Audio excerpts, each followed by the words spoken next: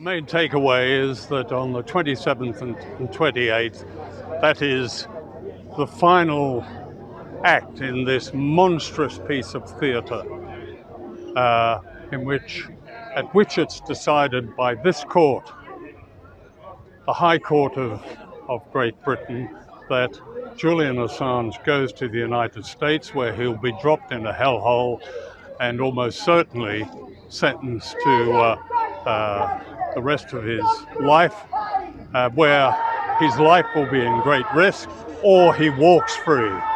That's the most important thing. And in relation to the judge's decision to at least find the grounds of appeal, they passed the buck. The judges passed the buck. They do it often, and they did it spectacularly today. As John Rees said, they preferred to let it be arguable, was the term they used, that one of the most distinguished experts on psychiatry in the world, Professor Michael Kopelman, that his word should be not altogether trusted, but rather arguable, whereas the word of a known liar, embezzler, convicted, a felon who confessed that who's one of the US's principal witnesses in this grotesque case. Not long ago, he confessed that everything he said was a fabrication. Not a word about him.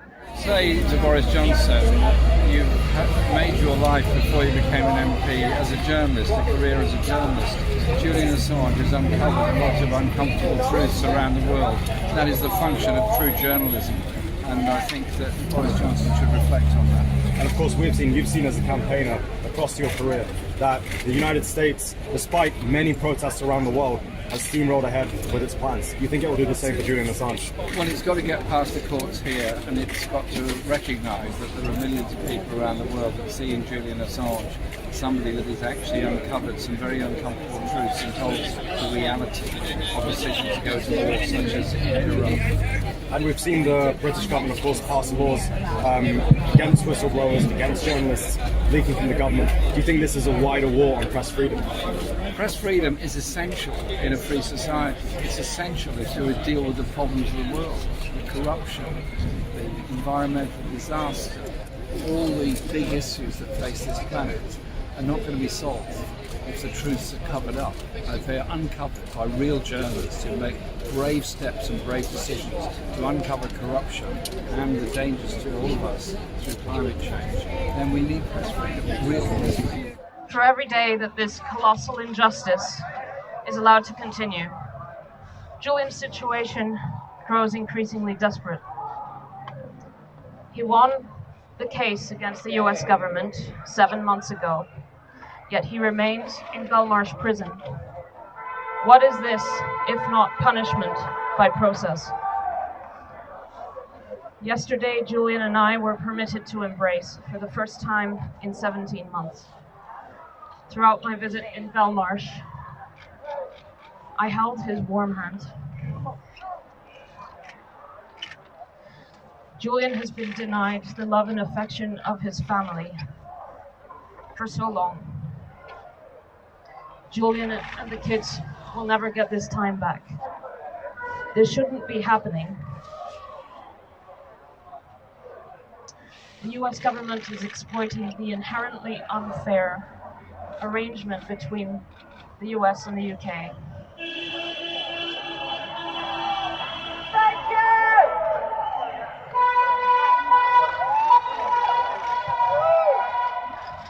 They're exploiting the inherently unfair extradition arrangements with this country in order to arbitrarily prolong his imprisonment. The imprisonment of an innocent man accused of practicing journalism. Julian has asked me to thank all of you for coming and for continuing to fight for his freedom. Thank you. Well, first they are getting Julian, then they will get you, me, everyone. This is a clear struggle for freedom of the press, and for the right of citizens to know that which governments are doing behind their backs, supposedly on their behalf.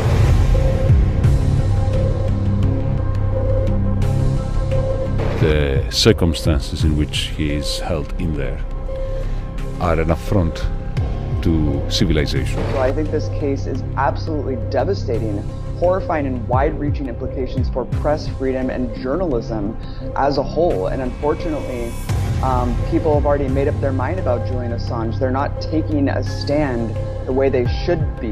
He is being punished, as is Julian Assange and Edward Snowden, for releasing the truth. Every single human right of Julian's has been arbitrarily broken. Distortions of procedure, falsification of witness statements, the lot, the whole rotten lot of it.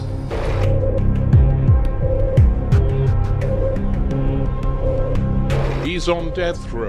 He will be on death row if he is extradited. If this man gets extradited to the United States, he will be tortured until the day he dies. It may now be Julian, and it may now be Glenn Greenwald, but who will be next? Julian is a publisher. Julian is also a son. He's a friend. He's my fiancé. And a father. Julian needs his freedom. And our democracy needs a free press. Yes, it is about Julian Assange, but it is much more also about all of you and your children and your families. And 20 years from now, will you still be able to know the truth about what your government is doing? Or when it has become a crime to inform you about what your government is doing with your tax money to other people that have not done anything wrong in their lives?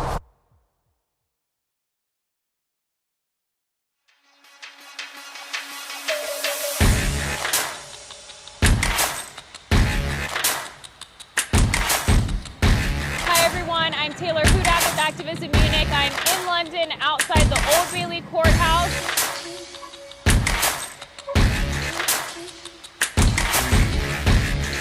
Hi everyone, I'm Taylor Hudak and I'm outside London's Belmarsh prison. We are all Julian Assange. How would you know about all the crimes committed in our names if there weren't the billions of leaks published by WikiLeaks? If wars can be started by lies, peace can be started by truth. We're going to lock people away facing 200 years in prison for exposing war crimes. What kind of country, what kind of world are we going to live in? So we have to stand up and collectively say no more. If you're an activist of any kind, right, left, center, an animal rights activist, an environmental activist, a socialist activist, any kind of an activist against global institutions, and you're not capable of setting aside whatever emotional feelings you have for Julian Assange to defend basic press freedom and stand opposed to the efforts of the Trump government and Boris Johnson's Tory government to criminalize the activities of Julian Assange and WikiLeaks and publishing information in the public interest, you are going to create a world for yourself in which the precedents you're now acquiescing to or cheering out of some misplaced hatred for Julian Assange are going to be used against you.